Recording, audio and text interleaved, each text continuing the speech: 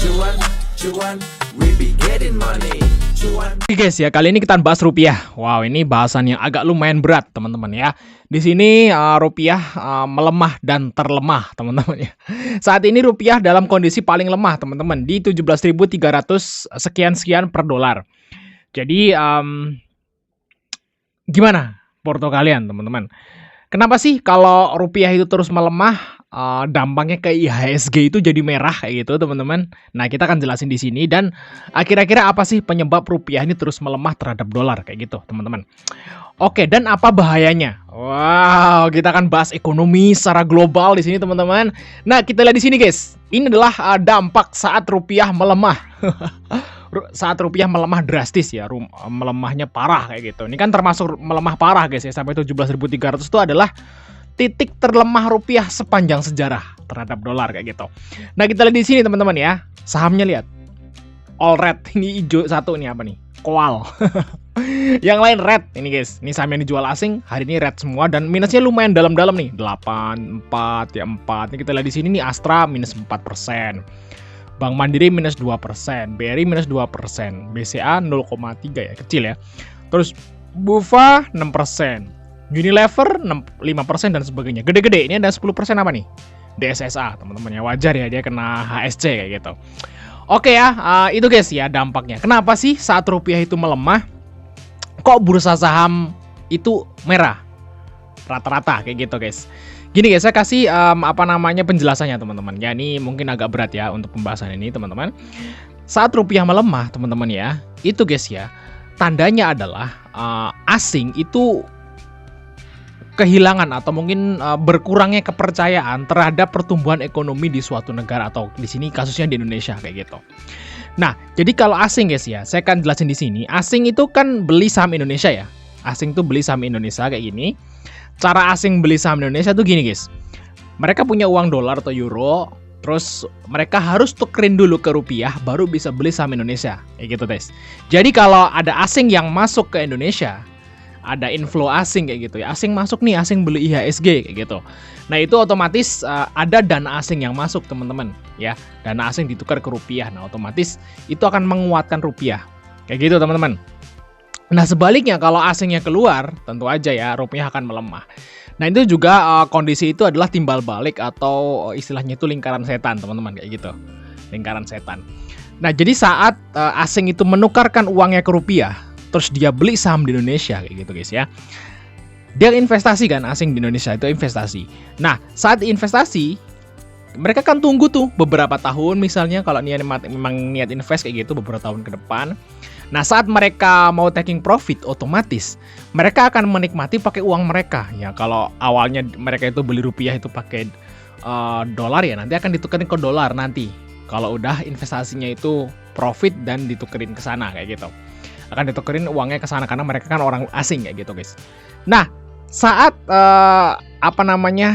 uang itu ditukarin ke dolar ke mereka, kalau misalnya mata uang di negara tempat mereka investasi, ini fokusnya di rupiah, itu melemah, otomatis nilai tukarnya nggak akan banyak. Contoh misalnya di sini teman-teman, saya kasih penjelasan di sini. Ini kan saat ini 17.300 nih. Ya kan untuk rupiahnya. Nah misalnya nih ada asing yang investasi di tahun 2022 ya, saat harga rupiahnya tuh 14.000 kan, berarti ini kan beda 3.000 toh. 2022 sampai 2026 4 tahun guys. 4 tahun rupiah udah melemah 3.000, dari 14.000 ke 17.000 kan kayak gitu. Nah jadi kalau asing mereka investasi dari tahun 2022 ngehold saham 3 tahun, ya kan?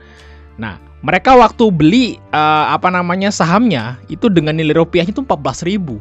Nah, sekarang mereka misalnya taking profit, misalnya mereka bisa profit gitu ya. Dan mereka akan jadiin ke dolar atau ke euro. Nilainya itu udah 17.000, guys. Artinya apa? Nilai tukarnya itu melemah, teman-teman. Uang yang mereka dapat akan jadi lebih sedikit. Makanya asing tuh males ya berinvestasi di sebuah negara yang mata uangnya terus melemah kayak gitu. Nah itu guys ya, alasan kenapa kalau rupiah melemah itu IHSG itu merah atau bursa saham merah, karena investor pada nggak mau, investor asing pada nggak mau kayak gitu investasi di negara yang mata uangnya terus melemah. Kayak gitu teman-teman. Dan apa sih penyebab dari mata uang ini melemah? Sebenarnya ada banyak ya. Ada banyak, istilahnya itu banyak faktor kayak gitu teman-teman. Nah tapi biasanya mata uang sebuah negara itu sangat berkaitan erat dengan kebijakan pemerintah negara tersebut. Kayak gitu guys ya. Nah ini salah satu alasan nih kenapa rupiah terus melemah ya MBG guys. Kenapa kok saya bilang MBG? Emang kok nggak yang lain ya gitu? Nggak program yang lain. Karena guys ya, rupiah melemah itu sejak memang sejak tahun 2022 ya, semenjak Jokowi itu udah melemah terus, tapi melemah kencengnya itu terakhir-terakhir ini guys. Terakhir-terakhir ini rupiahnya itu melemah terus terakhir-terakhir ini saat program MBG itu disahkan kayak gitu. Nah ini guys penyebabnya guys. Nah kita lihat di sini nih yang ngomong Google bukan saya guys. Program MBG dinilai oleh beberapa pengamat ekonomi berpotensi menjadi salah satu faktor yang menyebabkan pelemahan nilai tukar rupiah terhadap dolar. Kekhawatiran ini muncul karena besarnya beban anggaran yang dibutuhkan. Tekanan anggaran tinggi, anggaran MBG sangat besar diproyeksikan 335 triliun pada tahun 2026. Dinilai membebani APBN yang memicu kekhawatiran pelaku pasar akan ketahanan fiskal Indonesia. Jadi pelaku pasar itu pada mulai mengkhawatirkan ya ketahanan fiskal Indonesia ya. Kalau fiskalnya sampai jebol ya, Indonesia bangkrut kayak gitu ya, otomatis kan para investor duitnya menguap, hilang kayak gitu. Nah mereka pada takut nih, wah daripada nanti duit gue menguap mending tak tarik dulu kayak gitu. Nah itulah yang akibatnya akan membuat capital outflow kayak gitu. Orang-orang asing pada ngejual kayak gitu ya aset-aset di Indonesia seperti itu. Nih harus keluar dana asing nih. Jadi kalau misalnya sebuah negara itu udah dikhawatirkan ketahanan fiskalnya, otomatis investor asing akan keluar guys. Bisa dipahami ya di sini. Nah itulah yang menyebabkan salah satu alasan kenapa rupiah itu melemah ya program MBG kayak gitu teman-teman. Ya kalian mau nggak mau atau setuju nggak setuju ya emang ini faktanya kayak gitu teman-teman ya. Mungkin ada faktor-faktor lain kayak gitu. Nah mungkin sebagian orang bilang gini, nggak peduli amat dolar mau 17.000. Kalau kalian bukan investor ya. Kalau kalian itu investor saham kayak gitu ya, atau investor kripto, pasti saat dolar itu menguat atau rupiah melemah, pasti kalian sedih. Pasti kalian panik kayak gitu ya, nggak enak. Tapi kalau kalian misalnya kalian bukan investor. Nah, misalnya kalian orang yang nggak kenal saham, orang yang kenal kripto. Apa ruginya kalau dolar itu rupiah itu melemah, apa ruginya? Kelihatannya kalau dilihat kan nggak ada ruginya toh.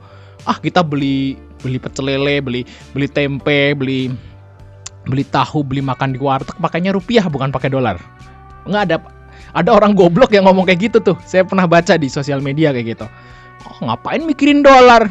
Ya kan? Kita transaksi pakai rupiah kok. Kayak gitu. Nah, orang bodoh, saya jelasin. Kalau rupiah itu terus melemah terhadap dolar, itu akan terjadi namanya inflasi. Kalau makin parah ya melemahnya itu akan jadi hyperinflasi. Paham nggak? Orang bodoh. Saya kesel banget sama orang yang bilang kayak tadi tuh. Nah jadi kalau inflasi tuh gini guys. Kalian guys ya gajinya tuh tetap. Ingat ya, naiknya tuh paling berapa sih? Karyawan tuh guys. Karyawan tuh naiknya berapa setahun? Ada 10% naik? Hah? Nggak ada kan, sebagian besar paling 5% gitu ya, 3%, mungkin 4% per tahun gitu ya kalau kenaikan gaji karyawan. Itu nggak akan nutup inflasi guys. Nanti tiba-tiba uang kalian kurang. Kalian ngerasa nggak sih, yang karyawan nih contohnya, kok uang gue itu kok kurang mulu ya? Padahal udah kerja keras gitu ya, gajinya juga kayaknya gede, nambah, tapi kok kalau dibuat belanja kurang.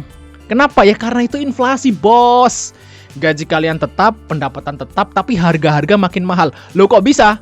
Dolar naik itu membuat harga-harga makin mahal. Karena lihat di sini teman-teman ya. Nah guys, ada banyak banget produk di Indonesia itu yang asal dari luar negeri atau Indonesia tuh impor kayak gitu. Apa yang impor? Banyak banget guys. Produk di Indonesia yang impor tuh banyak, bahkan minyak pun impor. Loh, BBM yang kalian pakai tuh impor guys. Terus jangankan BBM ya, yang kecil-kecil receh-receh deh, kedelai, tepung. Ya, itu impor guys. Kalian makan tempe, itu kedelainya impor. Kalian bikin gorengan gitu, tepungnya impor guys. Terigu Indonesia masa ada yang petani terigu di Indonesia? Nggak ada. Terigu tuh dari luar negeri. Ya hal-hal yang remeh-remeh itu loh. Nah, kalau misalnya dolarnya melemah, dolar. Kalau misalnya rupiah melemah, otomatis biaya yang digunakan untuk membeli barang impor tersebut akan naik. Nah, kalau biayanya naik, otomatis harga pokok pembeliannya naik, HPP-nya naik, otomatis harga jualnya akan naik. Jadi nanti barang-barang tuh akan naik. Barang-barang naik, gaji kalian tetap. Jadi gimana? Barang-barangnya naik, gaji kalian tetap. Ya tambah miskin. Tambah kelihatan nggak punya duit loh. Duit gue kok nggak ada mulu. Ya itu yang menyebabkan ya. Tapi kalau orang bodoh kan otaknya nggak nyampe situ. Orang bodoh tuh otaknya nggak nyampe, tiba-tiba kok duit gue habis ya. Kayak gitu aja guys, tiba-tiba kok barang-barang makin mahal ya. Padahal ya penyebabnya adalah dolar tadi. Ya, dolarnya itu menguat, rupiah melemah kayak gitu. Secara tidak langsung akan merugikan rakyat juga semua di Indonesia kayak gitu guys. Gimana teman-teman? Nah, udah tercerahkan di sini. Thanks sudah nonton dan sampai ketemu di video berikutnya teman-teman.